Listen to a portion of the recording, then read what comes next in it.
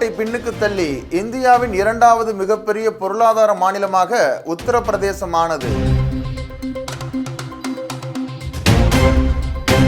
சனிக்கோளின் துணைக்கோளான என்செலடஸில் பெருங்கடல்களில் உயிரினங்களை உருவாக்குவதில் முக்கிய மூலக்கூறாக அமைந்த ஹைட்ரஜன் சயனைடு கண்டுபிடிப்பு.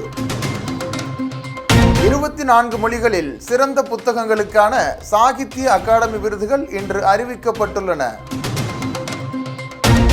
கோவை காவல்துறை தவறு செய்பவர்களை பிடிக்க ஆக்டோபஸ் என்ற சிறப்பு மென்பொருளை பயன்படுத்தியுள்ளது. சீனா மற்றும் அமெரிக்கா ஆகியவற்றிற்கு அடுத்தபடியாக உலகின் 3வது பெரிய இலகுரக வாகன உற்பத்தி சந்தையாக இந்தியா உள்ளது. இந்திய ஹாக்கி ஃபெடரேஷன் விருதுகளை இந்திய ஹாக்கி வீரர்கள் ஹர்திக் சிங் மற்றும் சவிதா ஆகியோர் பெற்றனர். சர்வதேச மனித ஒற்றுமை தினம் டிசம்பர் 21 அன்று கொண்டாடப்படுகிறது.